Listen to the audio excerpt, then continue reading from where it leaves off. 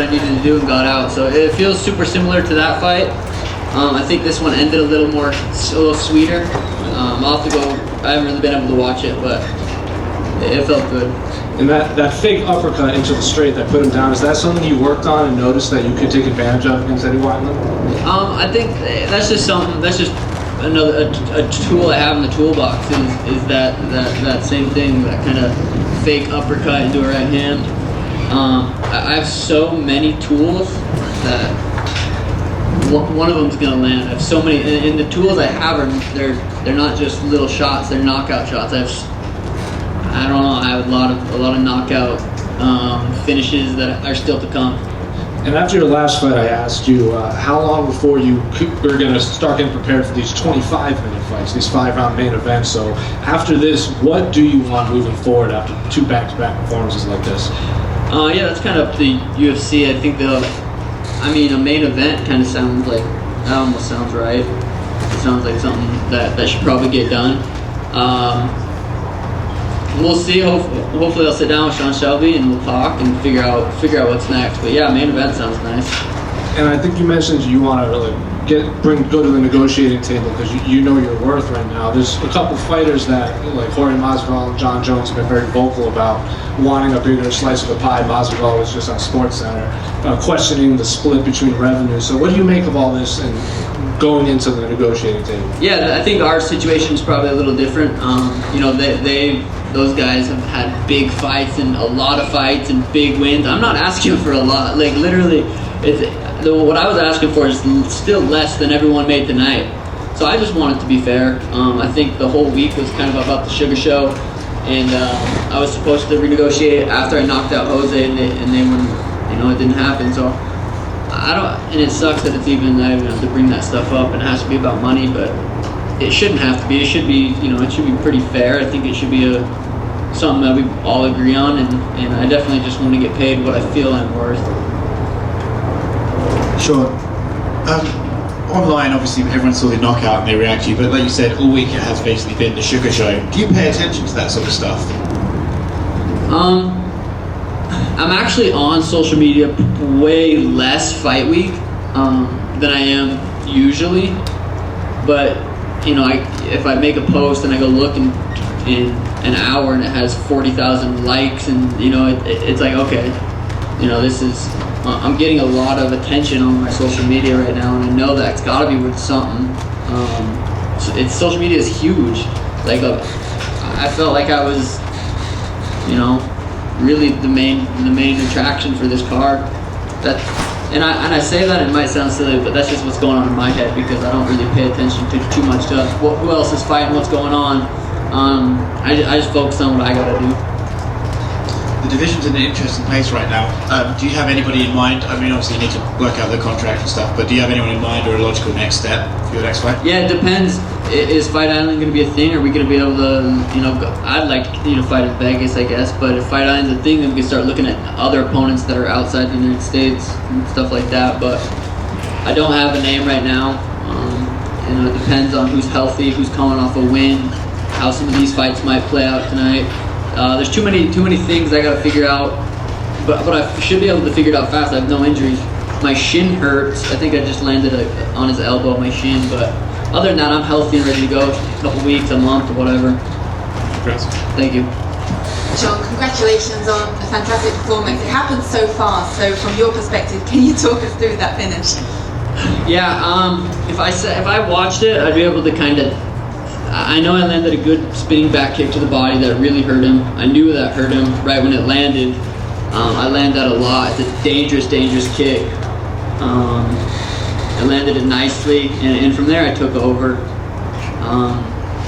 Anybody that, I'm going to be taller than pretty much everyone I fight. I'm going to be faster than pretty much everyone I fight, and that's a dangerous combination on top of the skills that I have. So yeah, I think I'm just better. It was the viral knockout, I'm sure, that you were after, and you spoke to the media about this week. And then you did the Mark Hunt style walk-off at the end. It does, although obviously you're happy with the performance, you don't show that kind of emotion that you're super excited with what you just went out there and done, and surely you know how impressive it is. But what are you feeling inside? I feel calm. I expected to knock him out in the first round. when I'm doing interviews and what's your prediction? I don't say a first round knockout because I think it sounds cool or because people want to hear that. It's because I truly believe I'm going to knock them out in the first round. I don't know why I don't feel that's just crazy. I don't know. Maybe it's just because I knew I was going to do that and it just happened how it was supposed to. I do feel really calm. I felt calm after I knocked out Jose too. I don't know. I feel good though. And if you talk about what's next, and you said that's up to the UFC, etc. But you talked about working on your ground game. You showcased your striking tonight. If you could pick a perfect opponent to showcase some of the other skills, you said you have so many of them still to show us.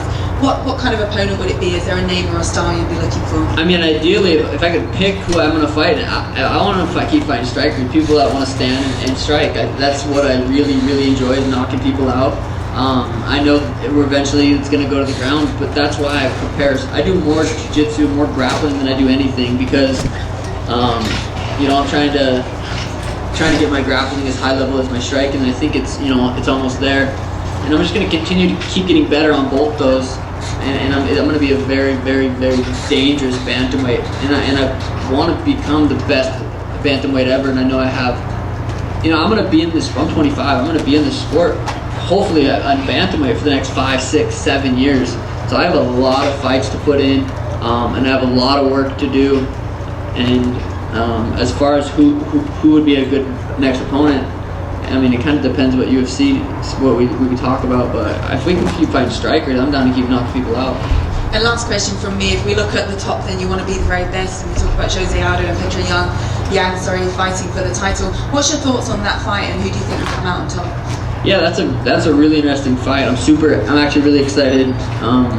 He did lose, Jose lost, but I thought he won that fight, so but it's an interesting matchup. I think Peter has a little more crisp boxing, but both those dudes are so high level and explosive, and it really is a toss-up between those two.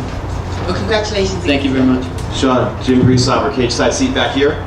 Just want to ask you where you feel you are potential-wise. How much do you feel like you've tapped into? How much better can you get? Not just your all-around game, but I mean, that power's there. You have that confidence. It's like deja vu in the apex with the walk-off. Almost like a baseball player, they hit a ball, they know it's 500 feet and it's gone. But how far along are you, and where would you say you're going in terms of how much better you can actually get? Yeah, I don't think you can not. I mean, as much as I'm in the gym, I'm going to continue to get better. I don't think I'm going to go to the gym and not get better.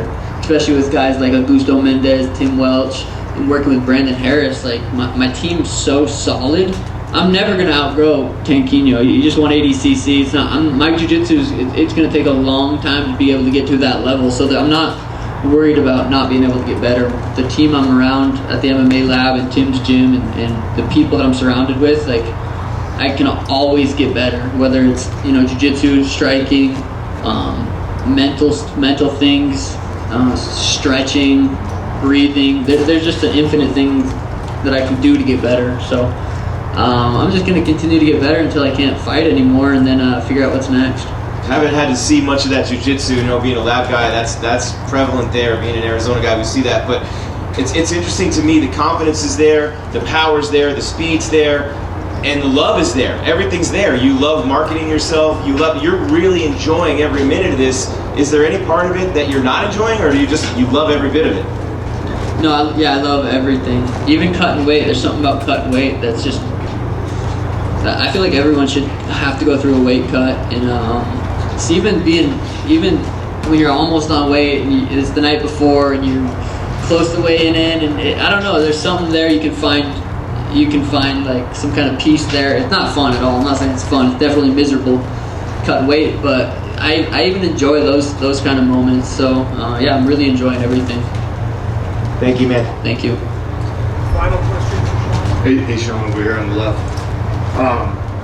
So with the smaller cage, I know you like to move around. We knew he was going to come right out and attack. Did you feel crowded at first? It seemed like you kind of did, but then you adjusted really quick. Tell me what that process was like in your mind. Yeah, it just felt the cage was noticeably smaller. That definitely, I felt like it was smaller. I like to come forward, establish dominance at the beginning. I don't have to necessarily push someone back the entire time, but I want to come out, establish dominance, and then I can move around. I don't mind moving around, going backwards. I'm not getting hit. When I'm going backwards and I'm juking back and forth, I'm not really in danger. I'm not getting hit. They don't know what I'm going to do, and then I'll pop them with something. So even if my back's up against the fence and I'm moving back and forth, I'm good.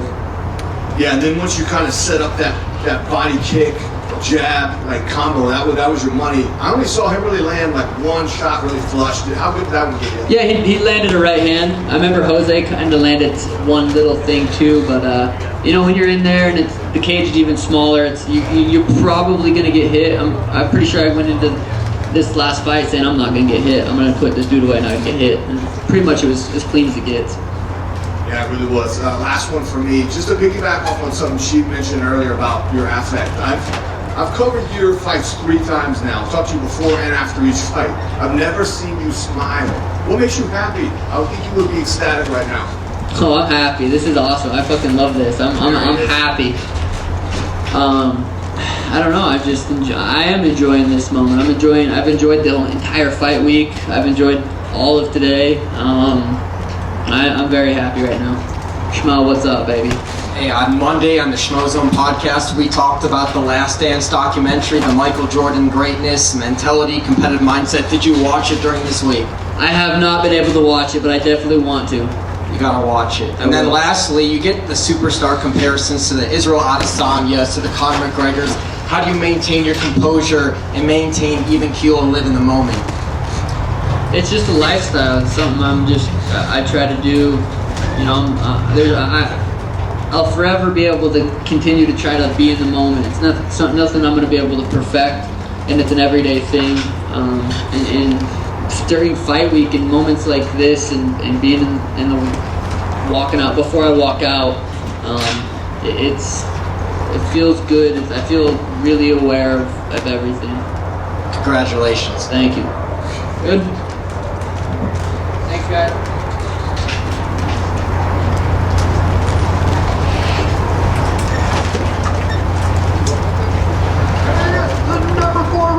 Bantamweight contender in the world, Corey Sandhagen. And now introducing his opponent.